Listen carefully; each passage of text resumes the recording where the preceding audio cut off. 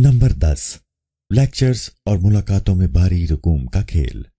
Motivational speakers अल्फाज के खिलाड़ी होते हैं। उन्हें लफ्जों से खेलने का हुनर खूब आता है। वो लफ्जों के इसी हेर फेर और खेल से अपने लेक्चर्स के जरिए मुलाकातों में भारी रकूम हथिया लेते हैं। वो नौजवानों को तरक्की का ख्वाब दिखाकर उनके आने वाले वक्त को बेहतर मुस्तकबिल में दिखाकर उन्हें मोटिवेट करने के बहाने उनकी जेबों का बोझ हल्का करते हैं और अपनी जेबों को भारी कर लेते हैं। ये खुद को एक कामयाब इंसान साबित करते हैं, हालांकि उनकी झोलियां नाकामियों से भरी होती हैं। ये दूसरों को बेहतर रोजगार का लालच देकर उनसे महज अपना मुफाद हासिल करते हैं। ये तो खुद बेरोजगार होते हैं, फिर भला दूसरों की क्या रहनुमाई कर सकते हैं। ये सिर्फ अल्फाज की जादूगरी का हुनर जानते हैं। अपनी चर्ब जुबानी से दूसरों को अपना गर्विदा कर लेते हैं। उनके सामने उनके मुस्तकबिल की एक हमवार राह मुतय्यन करते हैं। उन्हें धोखे और फरेब में मुब्तला करते हैं। ये मोटिवेशनल स्पीकर्स इतने ही काबिल, लायक और कामयाब होते तो क्या यही काम करते? ये किसी बेहतर रोजगार के साथ मुंसलिक ना होते? उनमें और एक बाजीगर में, एक तमाशागर में फर्क ही क्या है? बाजीगर अपने जिस्मानी करतब दिखाकर दाद के साथ साथ पैसा भी वसूल करता है और एक तमाशागर अपने तमाशे के बलबूते पर तमाशबीन की जेबों का सफाया करता है। इसी तरह एक मोटिवेशनल स्पीकर्स अपने अल्फाज के जाल में फंसाकर भारी रकूम हासिल करता है। सादा लो नौजवान उसके झांसे में आ जाते हैं।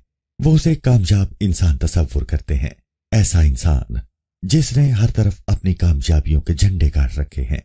ये एक शराब है, एक फरेब है, बहुत बड़ा धोखा है जिसमें हमारे नौजवान फंस चुके हैं।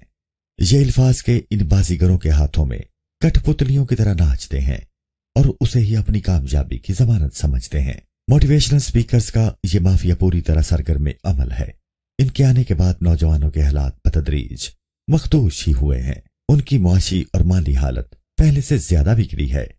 ये नौजवानों को इस्तेमाल करके खुद तो फायदा उठाते हैं और उन्हें ये बावर कराने की कोशिश करते हैं कि उनके ताल्लुकात इंतहाई वसी हैं। ये लोगों को लूट कर अपनी तिजोरियां भरते हैं।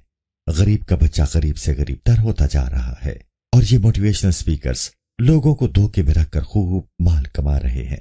थ्योरी और प्रैक्टिकल में बहुत फर्क है। कोई शख्स महज किताबें पढ़कर ही हुनरमंद नहीं बन सकता। किताबें आपको इल्म देती हैं। इस इल्म को इस्तेमाल करने के लिए हमें अमली जिंदगी का हिस्सा बनना पड़ता है। जब तक हम अमल नहीं करेंगे कामयाब नहीं होंगे। महज जुबानी जमा खर्च से काम नहीं बनता। बेहतरीन जिंदगी गुजारने के लिए अमली जद्दोजहद बेहद जरूरी है। अमल ही वो तजुर्बा है जिससे इंसान कामयाबियां हासिल करता है, जिंदगी में आगे बढ़ता है और अपनी मंजिल पर पहुंचता है। ये नाम नेहाद मोटिवेशनल स्पीकर्स महज अपनी काबिलियत जाहिर करने के लिए और अपनी खाली जेबों को भरने के लिए मोटिवेशनल स्पीकर्स का निकाब ओढ़कर अपना हकीकी चेहरा छुपाते हैं। अपने किरदार की बदसूरती पर अल्फाज के मेकअप का सहारा लेकर आपको चकाचौंध कर देते हैं। उनके रोशन चेहरे के पीछे दर हकीकत एक घनौना चेहरा छुपा होता है। ये अपनी नाकामियों से आंखें चुराकर दूसरों को रोशन मुस्तकबिल के सुनहरे ख्वाब दिखाते हैं।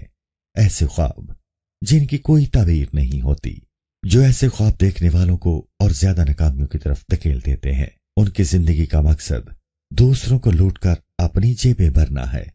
रकूम का ये बारी खेल बड़ा खतरनाक है।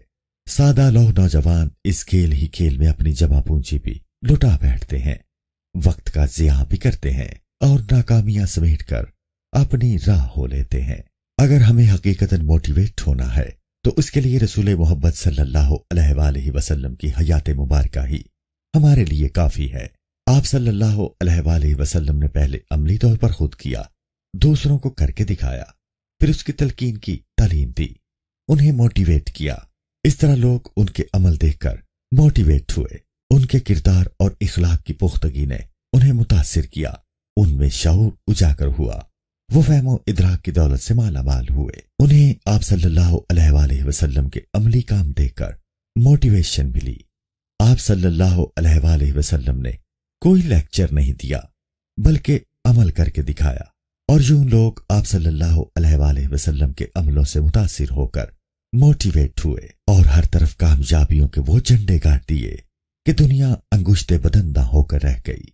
ये है असल मोटिवेशन कि एक कौम जो फहमो इदराक से आ रही थी اسی قوم نے پھر پوری دنیا کی رہنمائی کی۔